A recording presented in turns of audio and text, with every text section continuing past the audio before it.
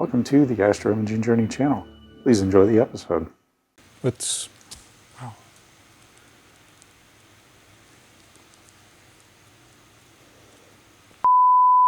Hello and welcome back to the channel. And in the continuing series of going through the gear and giving my impression and mini reviews of the gear that's on the rig, we're going to continue through the imaging train. So we've already talked about the focal reducer, and we're going to continue to move back. Something I don't believe I mentioned in the initial video was the Moonlight light crawler autofocuser. That's what I want to talk about next. Focusing is one of those things that we just have to make sure happens. If we don't have a good focus, then our image is not going to do well, especially when we're trying to stacking, and it's just going to look, for lack of a better term, crappy. So to that end, we try to achieve good focus, at least as good as we can get it. When I first started, I did like most of us will do, zoom in on a star, adjust the focus till it's as small as it can be, or as small as we can get it, keep it there, do the imaging session, rinse and repeat every so often when things aren't looking quite right. And, that worked. Then I got the batten-off mask, and that helped achieve better, more accurate focus, which was great. But I didn't know just how great things could be until I got an autofocuser and was able to use the routines and tools built into things like Sequence Generator Pro. My first autofocuser was from Moonlight, and I think I'll have a card for the video I did on that one up here, and it was great. Never really had to worry about the focus routine. Once I figured out the proper step size and all that good stuff, it was rock solid and was awesome.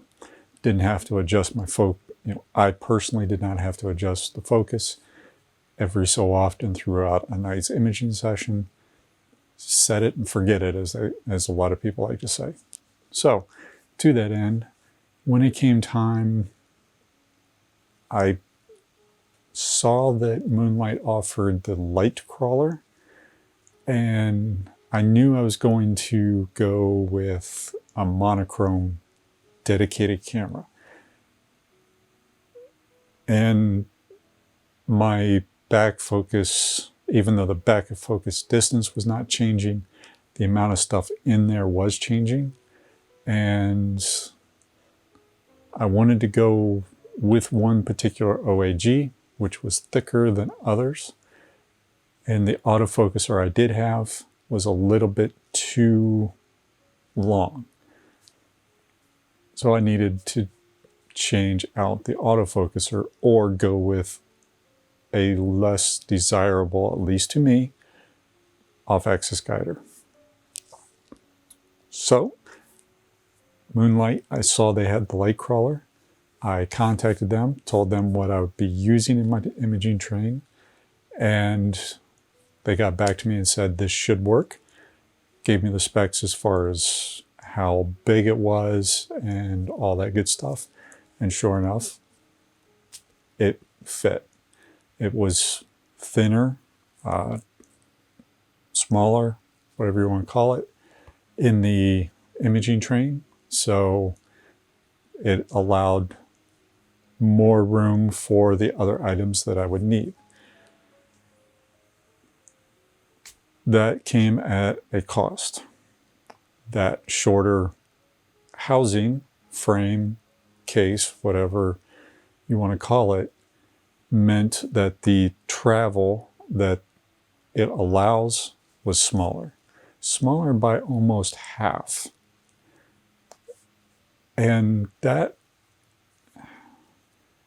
initially concerned me, but it really hasn't been a problem. I only have to go out there when we have extreme temperature fluctuations.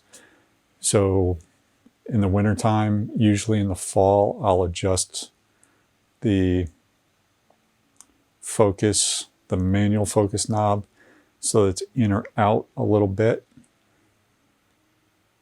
to allow that travel the room it needs. I'll try to do a video on what I'm actually discussing in the fall when that time comes. Basically, when you're looking at your autofocus routine, you'll have the range that it's going between, and you have your step sizes. And for me, because I'm using 4 steps in between the middle and the 2 extremes to give me 9 points, and each point is approximately 400 away from each other, that gives me a total distance of 1,600 steps inside the device. I know, and that's on the low end. A lot of times I prefer to use 500. So when it starts that focus routine, and with 500, that means between the midpoint and each extreme is 2,000 steps. So when that focus routine starts, my initial focus point has to be above 2,000, simply because when it's trying to go in, it's going to go a total distance of 2,000. If I'm at 1900, I can't go to -100. It's going to hit a hard stop. So I have to make sure that initial focus point is around 2100, because as the temperature drops throughout the night, it's going to be moving out, not in. And that's what I try to do. And then if I get that initial one to be around 2100, then I know as the nights get colder, as fall progresses, then I know that the initial starting point at the start of the imaging run is probably going to go to 2150, 2200, 2250. It's going to progressively get further out, and I'm not going to have to worry about the inside until I get to a point where I'm getting to that other extreme end, where now I believe the total number of steps is 6,000, or is it 8,000? I want to say it's 6,000. So if now my initial focus routine, or my last focus during an imaging session, so 6 o'clock in the morning in the middle of the winter, that last focus routine, and now we're at, say, 3950, I know that's going to be 5950. If it gets any colder, I'm not going to be able to focus out further. So then I have to adjust that. But we're talking months between having to do these resets, where the manual adjustment on the mirror is moved in or out just a touch to reset what the autofocus range can be. And it's not that big of a deal. It's a compromise to be able to use this particular autofocuser and the other gear I wanted to use so it would fit inside that imaging train. The other feature I like about the Moonlight light crawler is the rotator, the ability to compose the galaxy or nebula or whatever in such an orientation in camera, right there, right off the bat. And I don't have to worry about cropping in or rotating it in post-processing and then having to crop out more. If I can get that orientation in frame, in camera, off the get-go, that is less cropping, less real estate that's lost long term. So that has been awesome. It really saves, like I said, in that post-processing and trying to get it just right. In Sequence Generator Pro, you can use that rotate slider. Once you get your target framed in, this is the field of view I have. You've got the box around it. Now you can rotate it to get what you want out of it as far as a composition is concerned. And then you don't have to worry about it, because the light crawler, when that sequence hits that target, it goes, it plate solves, it says, okay, yep, I need to move RA and deck this far, but I also need to rotate 20 degrees. I'm off by 20 degrees. And it takes care of it for you. No manual need to do. Another thing you'd have to do if you didn't have that is, if you're lucky enough that you're going to be imaging one target all night long, you could manually adjust the position of your camera, if you have that ability, to match the orientation you want. Take a test frame.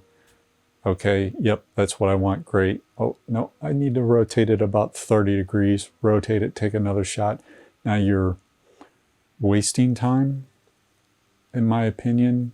Not necessarily wasting time, because if you get it in camera, the composition you want, and you manage to get all of that in one night or 2 nights, awesome, excellent. Wasn't a waste of time. But if I can let something mechanical do that for me, and there's less risk of human error, I'll take that all day long. So Moonlight Light Crawler, yes, highly recommend that product. It is awesome in my opinion.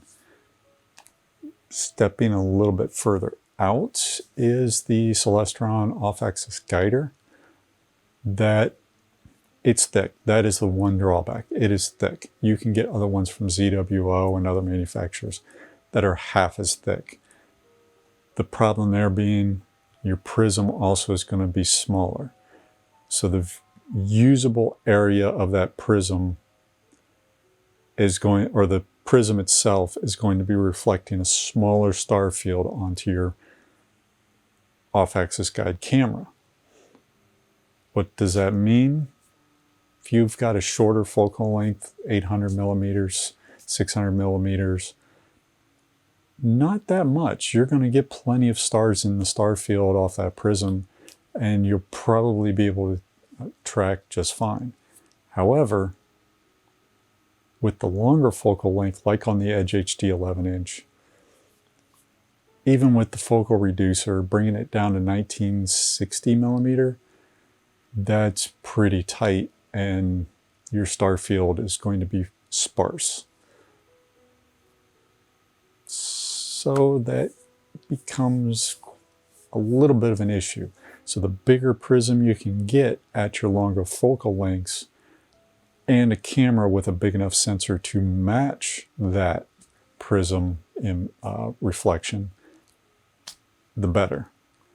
So that's why I wanted to go with the Celestron OAG, simply because it had one of the larger prisms to give you the larger reflected area into a relatively larger sensor size guide camera.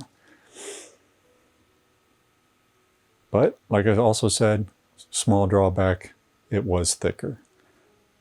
So that needs to be taken into consideration as well, that it's going to impact how things are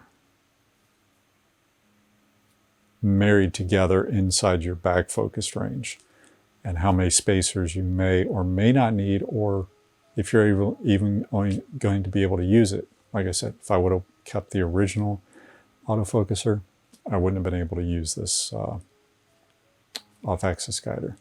Other than that, it's been rock solid. Haven't had any problems with it.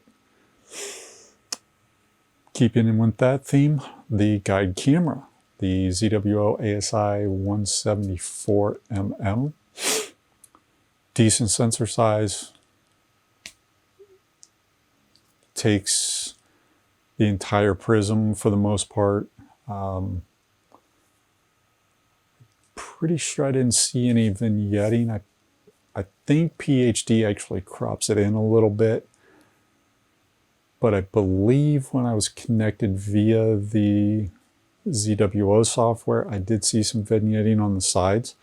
So it was, the sensor was just a little bit larger than the prism reflection, but that's perfectly fine. It wasn't a complete circle in the middle, meaning the sensor was too large. It was just in the corners. So it was a happy medium.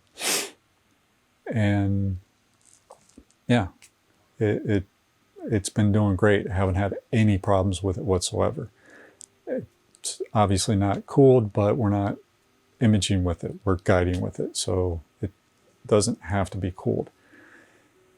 Don't have really any dark pixels or hot pixels to speak of, but PhD 2 does a good job of canceling those out using dark frames, a dark frame library. So it's been a great camera. Don't have anything bad to say about it. I definitely recommend that particular camera, being the ZWO ASI 174mm Pro.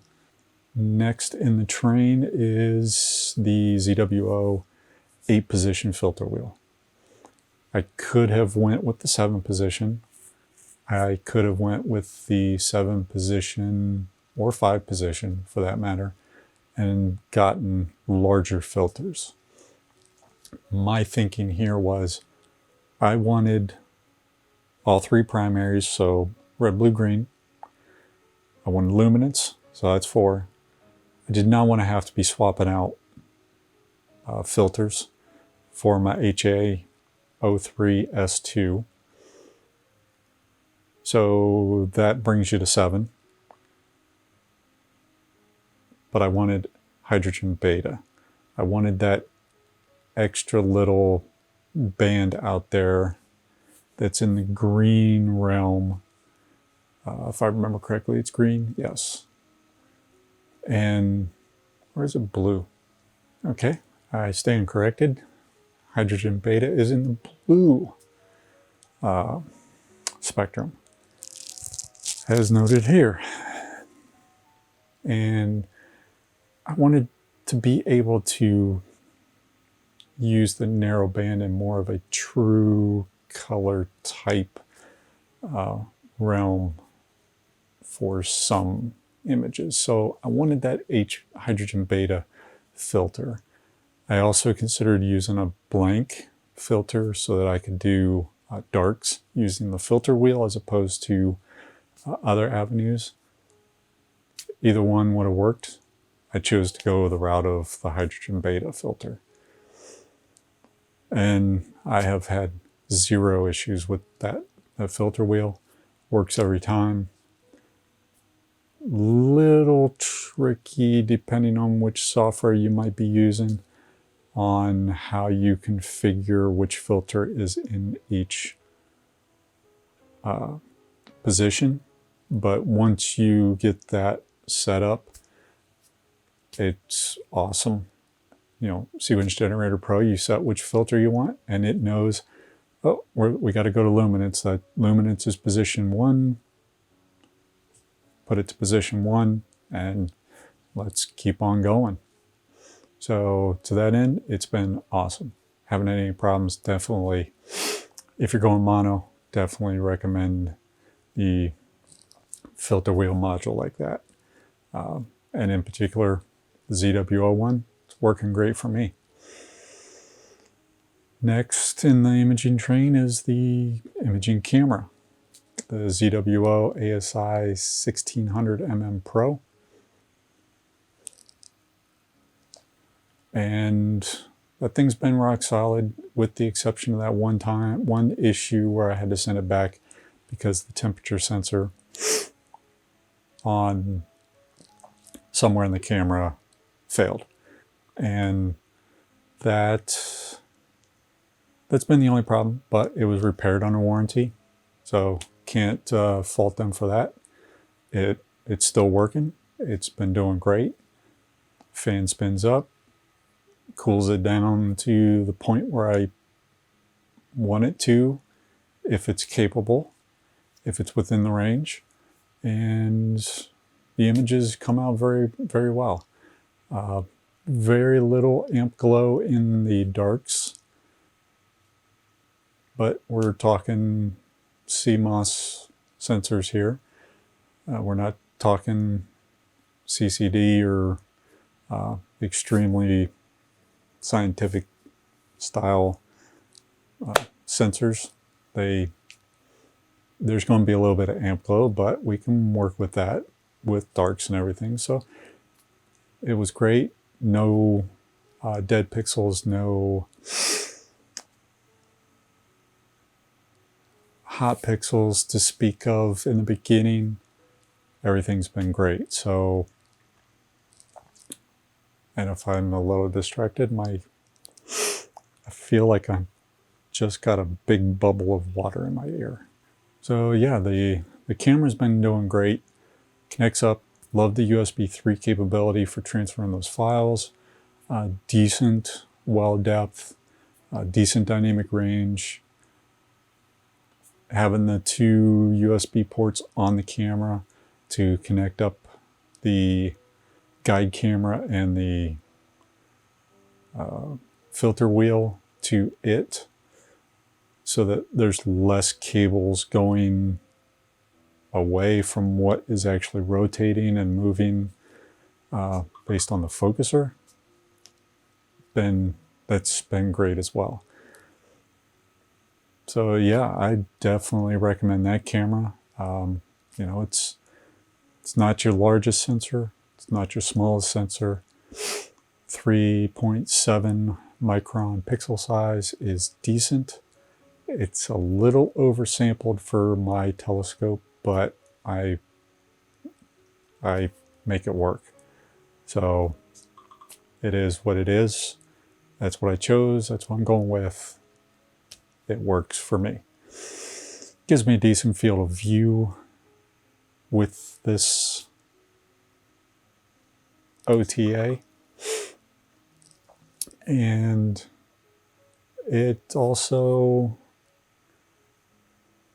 marries pretty well with the filters. Mind you, the 1.25 inch filters might be just a touch small for this filter, or for this sensor. Might be just a little vignetting on the outer edges, but that's something we can work with in post-processing. Should I went with larger filters? Yes, but it was a compromise because I wanted that 8 position as opposed to a 7 position or a 5 position. So compromise to get the capability means more work on the back end and the post-processing for me. It's a compromise. It is what it is. But with that, I can see my battery's dying, so I'm going to say thanks everybody for watching. Hope you found something here useful. As always, clear skies, and have a good one. Thank you for watching yet another video from the Astroimaging Junior channel. Really appreciate your viewership. In our upper right, we have the latest video we've uploaded. In our lower right, we have what YouTube might think you would enjoy. And in the lower left is our subscription button. Please like this video, subscribe if you so choose. As always, clear skies, have a good one.